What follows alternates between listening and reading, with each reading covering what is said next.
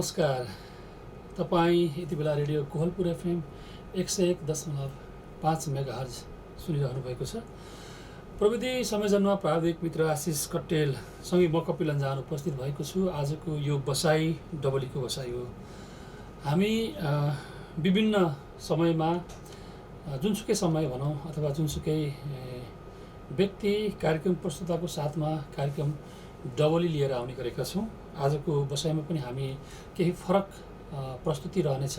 आजको यो बसाइभरि डबली कार्यक्रम तपाईँ सुन्दै आउनुभएको छ। रेडियो कोहलपुर एफएम 101.5 मेगाहर्जबाट हामी बाँकेबाट निरन्तर तपाईँलाई विविध रेडियो कार्यक्रमहरू सुनाइरहेका छौँ। आज हामीसँग एकजना त्यस्ता होनहार व्यक्ति जो निकै लामो समय साहित्यमा तल्लीन भएर निरन्तर लाग्दै आउनुभएका त्यस्ता व्यक्तित्वसँग रहेर हामी आज भलाकुसारी गर्नेछौँ। मूलत उहाँको मूल भाषा हिन्दी हो र त्यसपछि उहाँ उर्दू भाषामा पनि उत्तिकै दखल राख्नुहुन्छ। म सकेसम्म जानी नजानी आज हिन्दी भाषालाई पनि थोरै केही सहज बनाउने छु र यो बिचमा केही बिग्रन सक्छ, मैले बोल्दा लवज नमिल्न सक्छ, त्यसको लागि सुरुमा नै माफी माग्दछु। आज हामीसँग एकजना त्यस्ता होनहार व्यक्ति, होनहार शायर भन्छु म, जो भारतमा मात्रै नभएर छिमेकी देशहरूमा पनि निरन्तर रूपमा उहाँको सक्रियताले, उहाँको प्रसिद्धिले जोडिएको छ र एउटा नेपाल भारत मैत्री सङ्घ मार्फत पनि उहाँले धेरै कार्यक्रमहरूमा सहभागिता जनाउनु भएको छ। आज हामीसँग सारिक रब्बानी हुनुहुन्छ। भारतीय सांस्कृतिक सहयोग एवं मैत्री सङ्घ उत्तर प्रदेश भारतका शायर उर्दू हिन्दी शायर भन्छु म चाहिँ उहाँलाई। र उहाँको बसाइ नानपारा बहराइच जिल्लामा छ र दूरीले धेरै टाढा त होइन, तैपनि यो नेपालगञ्ज बाँके यस क्षेत्रमा आवत जावत चलिरहन्छ। संयोगवश आज पनि यो शनिबारको विशेष दिनलाई एउटा अवसरको रूपमा लिएर उहाँले म आज फेरि यहाँका केही साहित्यकारहरूलाई भेट्छु भनेर आउनुभएको छ र यो संयोगलाई हामीले मिलाएका छौँ। आज रेडियो कार्यक्रममा सकेसम्म हामी उहाँका धेरै कुराहरू सुन्नेछौँ, अनुभव सुन्नेछौँ, साहित्यिक रचनाहरू सुन्नेछौँ। उहाँको धेरै किताबहरू प्रकाशित भएको छ, थुप्रै ठाउँमा उहाँको सक्रियता रहेको छ। दुईवटा काव्य सङ्ग्रह, एउटा उपन्यास र थुप्रै ठाउँमा आफ्ना फुटकर रचनाहरू प्रकाशित भएको छ। त्यस्तै महिला सशक्तिकरणको सवालमा उहाँले धेरैभन्दा धेरै आवाज उठाउनु भएको छ र राष्ट्रिय र अन्तर्राष्ट्रिय रूपमा गायकद्वारा उहाँका गजलहरू गाइएका छन्, रेकर्ड भएका छन् र उहाँले मानवतावादी एवं यो समाज जगाउने अभियानलाई त्यस्ता लेख रचना मार्फत उहाँ लाग्दै आउनुभएको छ। बहुआयामिक व्यक्तित्व सारिक रब्बानी नेपालगञ्जमा रहनुभएका उर्दू शायर अब्दुल लतिफ शौकले उहाँको बारेमा यो किताब पनि लेख्नुभएको छ। एउटा एकदमै राम्रो छ। हामी धेरै ढिला नगरिकन म आज सकेसम्म टुटेफुटेको मैले जानेको हिन्दी भाषालाई प्रयोग गर्नेछु र मैले कतै बिगारेको छु भनौँ भने, अथवा म धेरै ठाउँमा बिग्रिन सक्छु, त्यसमा तपाईँले सच्याएर सुनिदिनु हुनेछ भन्दै आजका यस कार्यक्रममा म उर्दू हिन्दी शायर साहित्यकार सारिक रब्बानीजीलाई हार्दिक स्वागत गर्दछु। आपको इस कार्यक्रम में हार्दिक स्वागत है। बहुत बहुत शुक्रिया। आपका कैसे आना हुआ? भारतीय सांस्कृतिक सहयोग एवं मैत्री संघ उत्तर प्रदेश भारत के अध्यक्ष के रूप में भारत नेपाल साहित्यिक संबंधों को मजबूती प्रदान करने और मैत्री संबंधों को बढ़ाने के लिए उद्देश्य से आज हम कोहलपुर में उपस्थित हुए हैं। कोहलपुर के साहित्यकारों से मिलने के लिए, विशेषकर पूर्णिमा साहित्य प्रतिष्ठान के अध्यक्ष और अन्य सदस्यों से भी हमारी मुलाकात हुई है। ये ज़्यादातर लोग कहते हैं शायर या साहित्यकार भाव में ज़्यादा से ज़्यादा बहकते हैं, अपने अंदर का जो बात है खाली कहने के लिए बोलते हैं, लिखते हैं, ऐसा कहते हैं। हमको ये बता दीजिए ना, शायर या कोई साहित्यकार क्यों लिखता है, किस लिए लिखता है? शायर और साहित्यकार बहुत से तो भावनाओं में भी बह के लिखते हैं और बहुत से यथार्थ में जो कुछ देखते हैं उसका ही वर्णन करते हैं। ये सब अपनी अपनी लेखने का ढंग है, अपनी अपनी सोच है। आप किस लिए लिखते हैं? हम तो जो समाज में देखते हैं वो उसको ग्रहण करते हैं और जो भी हमारी भावना होती है उसी के आधार पर हम लिखते हैं। आजको बसाइमा सारिक रब्बानी हुनुहुन्छ परम्परागत उर्दू मनोविज्ञानभन्दा उदार दृष्टिकोणका साथ कट्टरता विरोधी भावनाका साथ महिला सशक्तिकरणका लागि लेख्ने लेखक हुनुहुन्छ उहाँ चाहिँ। अनि अन्य धर्मको पनि उत्तिकै सम्मान गर्ने लेखक हुनुहुन्छ उहाँ। उर्दू गजल हुँदै अनुसन्धान जीवनी र अन्तर्राष्ट्रिय विषयमा कलम चलाउने रब्बानी नेपाली साहित्य र नेपाली उर्दू गजलकारहरूलाई माया गर्ने लेखकका रूपमा अथवा माया गर्ने शायरका रूपमा हामीले पाएका छौँ। आज समय पनि त्यस्तो मिलेको छ, उहाँसँग धेरै भलाकुसारी गर्नेछौँ। आपके वहाँ कैसे कैसे शायर या साहित्यकार कुछ ये कौन विषय या कौन सब्जेक्ट में ज़्यादातर लिखते हैं? भारत में तो सभी विषयों पर शायर साहित्यकार लिखते हैं। विविधता तो हाँ, विविध अपनी अपनी पसंद है उनकी। जैसे नानपारा या बहराइच जिला के हम बात करेंगे तो वहाँ के साहित्यकार कौन प्रायोरिटी में कौन विषय में ज़्यादातर लिखते हैं? वहाँ गज़लकार ज़्यादा हैं। अच्छा, शायर ज़्यादा। हाँ, वो उर्दू। उससे भी जो नेपाल में जो गज़लकार या शायर गज़ल लिखते हैं उनका लिखना या श्रृंगारी गज़ल माया प्रेम से ज़्यादा कवितात्मक शैली में होता है, इसलिए यहाँ का गज़ल थोड़ा फर्क है ऐसा कहते हैं। वहाँ पे कैसे है?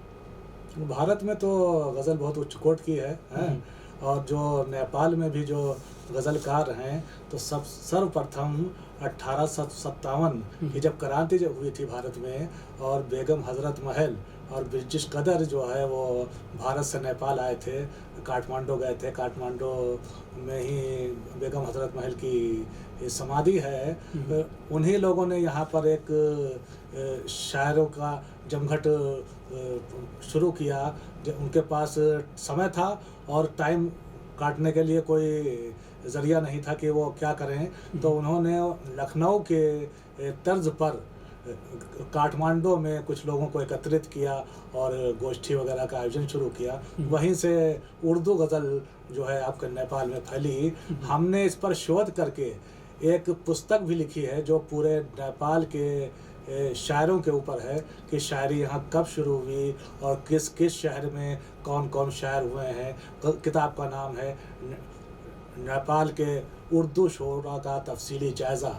इस किताब को भारत में बहुत पसंद किया गया। मैंने जब उत्तर प्रदेश उर्दू अकेडमी में पुरस्कार के लिए इस किताब को वहाँ प्रस्तुत किया तो अकेडमी के लोग इकट्ठा हो गए और उन्होंने कहा कि इस तरह का काम तो किसी ने किया ही नहीं है, और मुझे आज तक पता ही नहीं था कि नेपाल में ये साहित्य इतने उच्च कोटि का है और यहाँ पे इतने इतने शायर हुए हैं। इस बात को वहाँ के अकेडमी के अध्यक्षा ने भी जो है एक्सेप्ट किया, और जब वो पुरस्कार की घोषणा हुई तो उस पुस्तक को भी पुरस्कार प्रदान किया गया, और ये उससे नेपाल का भारत में काफ़ी प्रशंसा हुई कि नेपाल के लोग भी साहित्य से बहुत ज़्यादा जुड़े हैं। हम आज सारिक रब्बानी साहब के कुछ गज़ल भी सुनेंगे और सुनाएंगे, जैसे कि कौन कौन उर्दू शायर या हिंदी भाषा में जो लिखते हैं गज़ल, ये नेपालगंज या बाकी ज़िला आसपास के ज़िला के कौन कौन से शायर से आपका संबंध है या मिलते हैं? नेपाल के तो करीब करीब सभी शायरों से हमारा संबंध है, उर्दू शायर हों और या नेपाली कवि हों, जैसे नेपाल में है आपके अब्दुल लतीफ़ शौक़ साहब हैं, और मुस्तफ़ा हसन कुरैशी साहब हैं, जमील हाशमी साहब हैं, और सैयद नेपाली साहब हैं, और अंसर नेपाली हैं, और इस तरह के ये सब उर्दू के शायर हो गए हैं।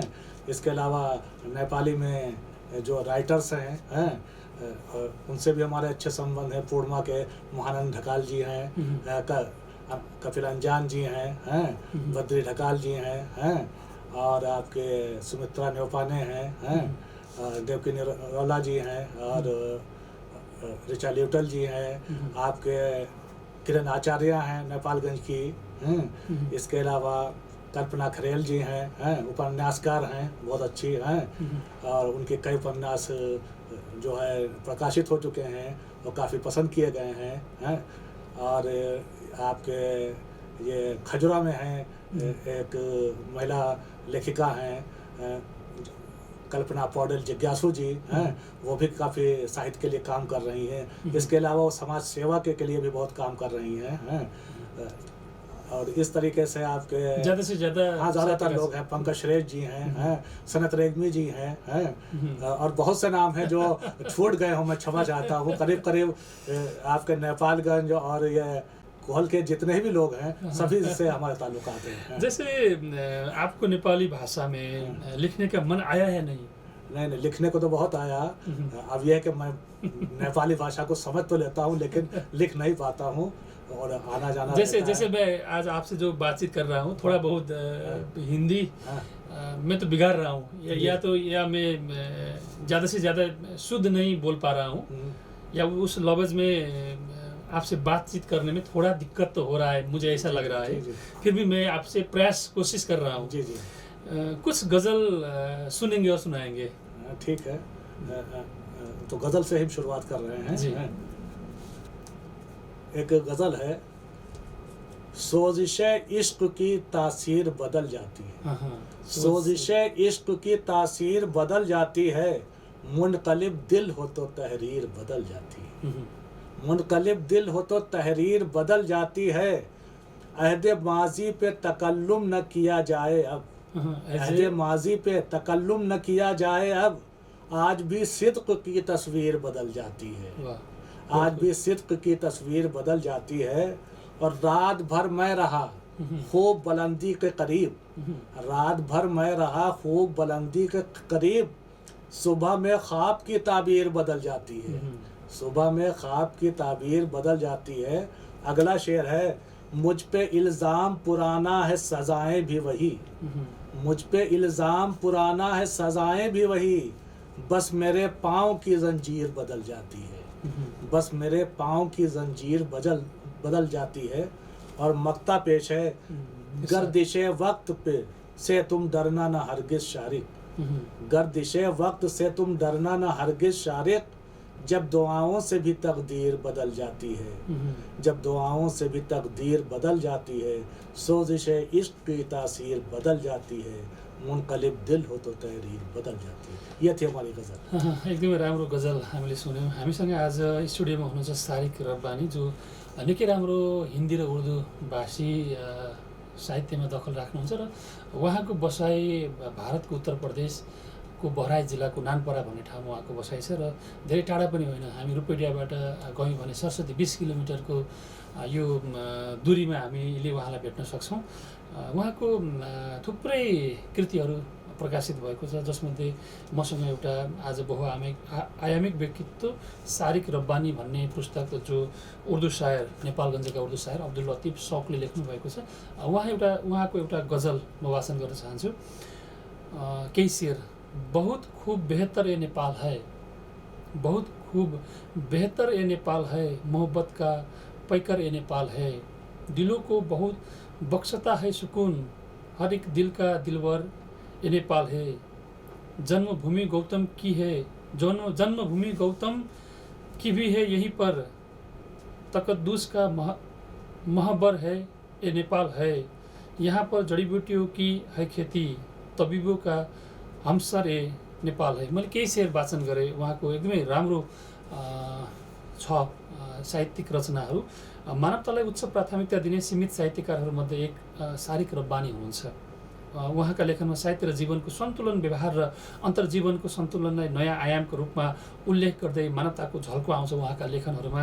रब्बानी इस्लाम धर्मबाट माथि उठी हिन्दू धर्मका प्रसिद्ध भगवान श्रीकृष्ण र मीराको बारेमा लेख्ने र प्रेमलाई सुफीहरूको आध्यात्मिक परम्पराको साँघुरो गल्लीबाट बाहिर निकाल्ने साहित्यकारका रूपमा चारैतिर चिनिनु भएको छ। आज त्यस्ता व्यक्तित्वलाई हामीले स्टुडियोमा निम्ताएका छौँ। एउटा संयोग पनि मिलेको छ। हामी अर्को एउटा गजल सुन्छौँ। आपको फिर दूसरा गजल के लिए हम अनुरोध करते हैं। गज़ल के बजाय अगर कहें आप तो मुक्तक हम, हाँ, वो भी चलेगा। मुक्तक इसलिए कि अभी आपने कृष्ण जी और मीरा का जिक्र किया है, तो पहले हम कृष्ण जी पर 2 मुक्तक कहेंगे और फिर एक मीरा के ऊपर कविता।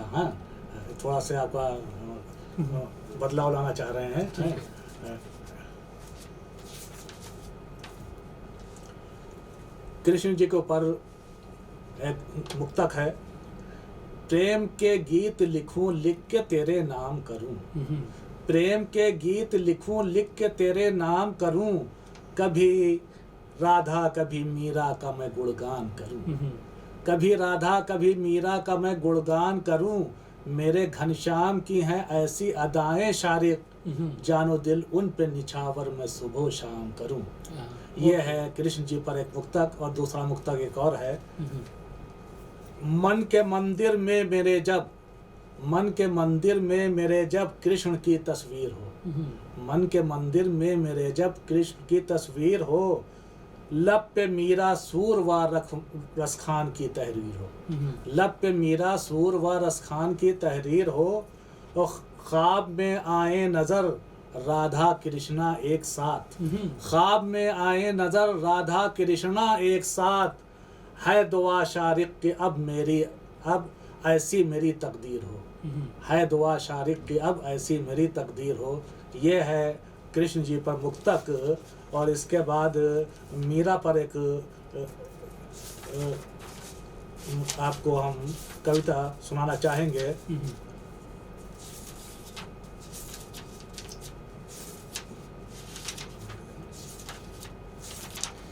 आज हामीसँग सायर सारिक रब्बानीजी हुनुहुन्छ। निकै राम्रो उर्दू र हिन्दी साहित्यमा दखल राख्ने व्यक्तित्व, जो दूरीले धेरै टाढा त हुनुहुन्न तर मनबाट एकदमै नजिक पनि हुनुहुन्छ र नेपालमा अथवा बाँके जिल्ला कोलपुरमा नेपालगञ्जमा हुने धेरै कार्यक्रमहरूमा उहाँले आफ्नो सहभागिता जनाउनु भएको छ। आज सकेसम्म म माफी माग्दै यो हिन्दी भाषा म धेरै त जान्दैन, तैपनि थोर बहुत उहाँसँग बोल्ने चेष्टा, उहाँका धेरै कुराहरू सुन्नको लागि सहजीकरण गर्ने एउटा माध्यमको रूपमा आज यो सापटी लिएको छु। जानी नजानी भए पनि थोरै केही बोलिरहेको छु, मेरो धेरै शब्दहरूमा बिग्रेको हुनसक्छ, तपाईँले क्षमा दिनु हुनेछ भन्दै उहाँ फेरि अर्को एउटा रचना सुनाउँदै हुनुहुन्छ। मीरा का हर भजन ही कृष्णा के नाम है, मीरा का हर भजन ही कृष्णा के नाम है, मीरा की लाज रखना कृष्णा का काम है, मीरा के जैसी जग में बहुत कम है नारियां, मीरा के जैसी जग में बहुत कम है नारियां, मीरा का राहे इश्क में ऊंचा मकाम है, मीरा की हर अदाओं में राधा का रंग है, मीरा की हर अदाओं में राधा का रंग है, मीरा का जो पिया वही राधा का श्याम है, मीरा का जो पिया वही राधा का श्याम है। और अगला शेर है, मीरा को जिस ज़मीन से शोहरत बहुत मिली, मीरा को जिस ज़मीन से शोहरत बहुत मिली, मथुरा व द्वारका तुझे मेरा सलाम है। और मीरा के बोल मेरे दिल में उतर गए, मीरा के बोल मेरे दिल में उतर गए, मीरा का मेरे दिल में बहुत एहतराम है। और मक्ता पेश है, मीरा की जो पसंद है मेरी वही पसंद, मीरा की जो पसंद है मेरी वही पसंद, शारिक भी तेरे दर का कृष्णा गुलाम है, शारिक भी तेरे दर का कृष्णा गुलाम, शारिक भी तेरे दर का गुलाम है। भारतीय सांस्कृतिक सहयोग एवं मैत्री संघ उत्तर प्रदेश भारतका अध्यक्ष हुनुहुन्छ सारिक रब्बानी, उर्दू हिन्दीका शायर साहित्यकार। उहाँको बसाइ भारतको बहराइच जिल्लाको नानपाडामा रहेको छ। आज हामी उहाँसँग भलाकुसारी गरिरहेका छौँ। जो ये आपका संस्था है, जो आप अध्यक्ष रहे हैं, ये संस्था क्या कर रहा है अब? इस संस्था का उद्देश्य नेपाल से ही नहीं बल्कि विश्व के सभी देशों से मैत्री संबंध बनाना, वहाँ के जनता से, साहित्यकारों से, और वहाँ के सांस्कृतिक संबंधों को मजबूत करना है, ताकि पूरे विश्व में शांति बने और एक दूसरों से मिलना जुलना हो, एक दूसरे के संस्कृति को हम पहचानें और सबका सम्मान करें। इसी उद्देश्य से हम नेपाल के प्रतिनिधियों को भी कई बार भारत ले जा चुके हैं और आगे भी हमारा इरादा है कि यहाँ नेपाल के साहित्यकार और सांस्कृतिक कर्मी भारत में और अन्य देशों में जाएं और अपनी प्रतिभा को वहाँ पर उजागर करें। जैसे महिला सशक्तिकरण के सवाल में आपने ज़्यादा से ज़्यादा समय व्यतीत किया है और लिखा भी है, इसके सवाल में आपका कुछ कहना है? महिला सशक्तिकरण, महिला चाहे जिस धर्म की हो, समाज की हो, जिस इलाके की हो, मेरा कहना है कि उनका सम्मान होना चाहिए और महिलाओं पर किसी भी प्रकार का अत्याचार नहीं किया जाना चाहिए, उनका शोषण नहीं किया जाना चाहिए। हम उसके खिलाफ अपनी आवाज़ बुलंद करते हैं। महिलाओं की शिक्षा, उनके बराबरी के हक, उनकी स्वतंत्रता का पूर्ण सम्मान करते हैं और हम चाहते हैं कि महिलाएं पुरुषों के बराबर बिल्कुल खड़े होकर समाज में कार्य करें। 2 शेर हम एक अपनी कविता नारी के महिलाओं से संबंधित आपके सामने प्रस्तुत कर रहे हैं। मर्दो जन का एक है रुतबा, मर्दो जन का एक है रुतबा। मर्द कहते हैं पुरुष को और जन जो है उर्दू में कहते हैं महिला को, स्त्री को। मर्दो जन का एक है रुतबा, रहमत व बरकत नारी है। मर्दो जन का एक है रुतबा, रहमत व बरकत नारी है। नारी का सम्मान हो शारिक, तोहफे कुदरत नारी है। नारी का सम्मान हो शारिक, तोहफे कुदरत नारी है। ये नेपाल में कवि सम्मेलन या काव्य गोष्ठी ज़्यादा से ज़्यादा होता है जी। आप भी उसमें आमंत्रित हुए हैं, ज़्यादा से ज़्यादा बार मुलाकात भी हुआ है आपसे हमारा। इस सवाल में जो हम लोग यहाँ से वहाँ जाते हैं, जो आप निमंत्रणा करते हैं या आप इधर आते हैं नेपाल में, वहाँ कैसे कैसे कार्यक्रम होता है, कवि सम्मेलन या कविता सम्मेलन? देखिए, भारत में जो कवि सम्मेलन होते हैं तो ज़्यादातर एक भाषा के होते हैं या दूसरी भाषा के 2-4 कवियों को बुलाकर वो मिली जुले जो है प्रोग्राम कर देते हैं। बहुभाषी? हाँ, वो बहुभाषी नहीं हो पाता है, बस ये होता है कि दूसरे भाषा के भी 2-4 शायर इसमें उपस्थित हैं। नेपाल की जो हमको सबसे अच्छी चीज़ पसंद आई वो यहाँ बहुभाषीय गोष्ठियों और प्रोग्रामों का होना, जिसमें सभी भाषाओं के लोग शामिल होते हैं। इससे आपस में प्रेम भाव बढ़ता है, लोगों से मेल जोल होता है और एक दूसरे के संस्कृत को भी हम जानते हैं, एक दूसरे के विचारों को जानते हैं। तो यहाँ नेपाल में जो बहुभाषीय गोष्ठी हैं, इसका अगर चलन भारत में भी हो जाए तो बहुत अच्छा है। यह हमारी सोच है। हटा दूंगा उसको भी दिल से हटा दूंगा, हटा दूंगा उसको भी दिल से हटा दूंगा। मैं कितने हटा दूंगा उसको भी दिल से हटा दूंगा। मैं कब तक अपने आप को सजा दूंगा, कोई देखेगा नहीं, आजा प्यार मोहब्बत करे, ये दुनिया को किसी कोने में छुपा दूंगा। 2 शेर मुझे याद आया हमारा ये। मैं ज़्यादा से ज़्यादा पढ़ता तो हूँ लेकिन लिख नहीं पाता ये हिंदी और उर्दू में। मैं सीखना चाहता हूँ आपसे या आप जैसे जो साहित्यकार वहाँ पे हैं। इस सवाल में भी जो इधर कार्यक्रम होता है तब वहाँ के कुछ साहित्यकार आइए तो या फिर मिलेंगे।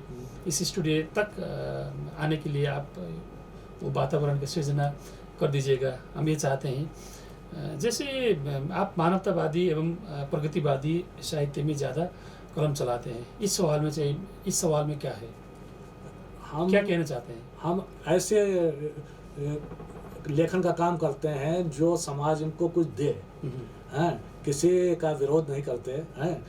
मानवतावादी जो भी साहित्य है उसका हम सम्मान करते हैं और प्रेम है, मोहब्बत है, इसी को हम लेके चलते हैं कि जिससे कि समाज को जोड़ने का काम किया जाए, तोड़ने का काम हम नहीं करते हैं। अब हम कार्यक्रम के अंत में है। कुछ नेपाल के लिए लिखा हुआ या रचना या कुछ गजल सुनने और सुनाने चाहते हैं? नेपाल पर हमने बहुत सी रचनाएं लिखी हैं और नेपाल से हमको प्रेम भी बहुत है। आप के सामने एक प्रस्तुत है कविता। प्रेम का सागर प्रेम की धरती, प्रेम का सागर प्रेम की धरती दिखती है नेपाल में। हवाए खुशदिल हवाए खुशजां मिलती है नेपाल में। और हिंदू मुस्लिम बौद्ध ईसाई मिल के यहाँ पर रहते हैं। हिंदू मुस्लिम बौद्ध ईसाई मिल के यहाँ पर रहते हैं। एकता की जो ज्योति जला दे रहती है नेपाल में, रहती है नेपाल में। और अगला शेर है, मानवता जिसको कहते हैं उसको यहाँ पर पाओगे। मानवता जिसको कहते हैं उसको यहाँ पर पाओगे। प्रेम की देवी चीख चीख कर कहती है नेपाल में। और कोई भी मेहमा यहाँ जो आवे, सबके घर में इज्जत पावे, खुशियों की चौपाल हमेशा लगती है नेपाल में, खुशियों की चौपाल हमेशा लगती है नेपाल में। सीता गौतम यहीं है जन्मे, यहीं है हजरत महल का रोज़ा। सीता गौतम यहीं है जन्मे, यहीं है हजरत महल का रोज़ा। प्रेम की शम्मा तभी तो हर सू जलती है नेपाल में, प्रेम की शम्मा तभी तो हर सू जलती है नेपाल में। और मक्ता पेश है, इसमें हमने अपनी भावना को अच्छी तरह व्यक्त किया है। सोच समझकर नज्म कही है मैंने शारिक प्रेम के साथ। सोच समझकर नज्म कही, नज्म कविता को कहते हैं।